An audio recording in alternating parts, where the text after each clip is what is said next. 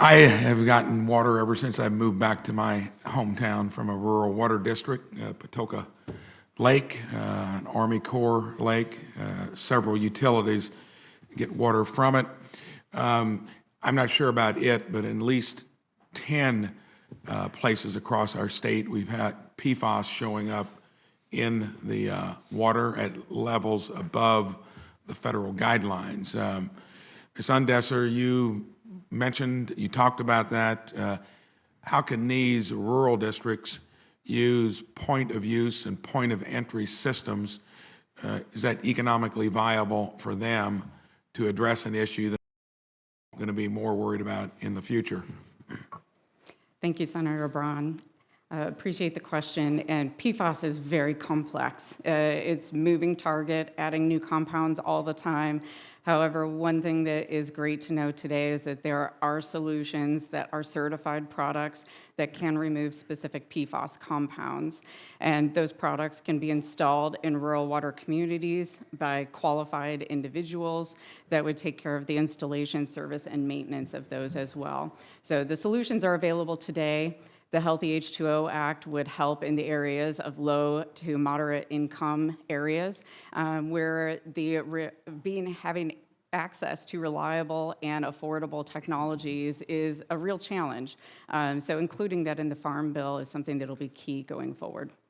And then another question for you, and then Mr. White.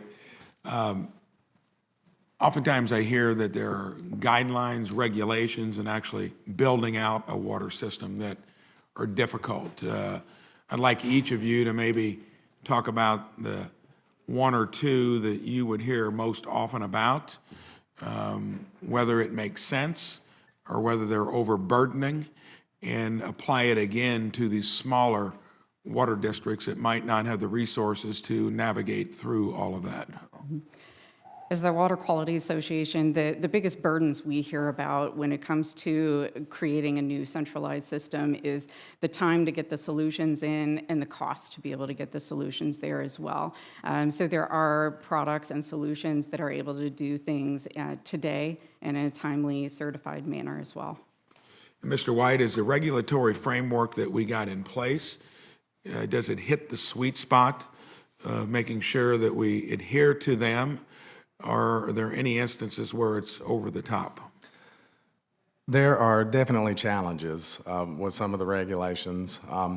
Lead in drinking water, getting the lead out, that is one that many water systems are struggling to kind of wrap their hands around as far as how they're going to address this and get the resources into the local systems and be able to put those into the field.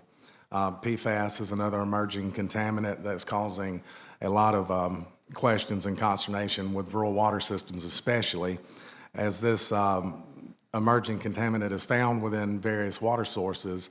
It's very costly to remove these chemicals.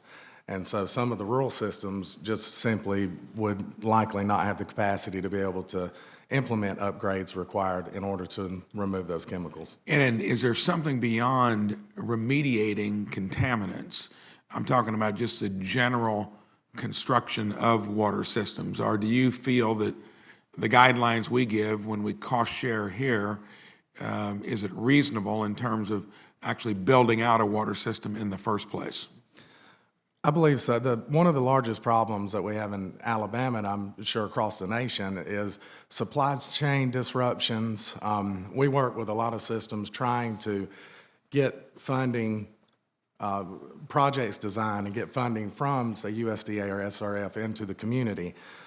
The projects have been extended for months and months. The turnaround time on these has just been extended out years in some cases, and the cost is ever increasing. So oftentimes we get the project obligated, and by the time we put those funds out for bid to the communities, those cost overruns are to the extent that they have to go back to USDA, apply for more money to even complete the project that was originally designed. Thank you.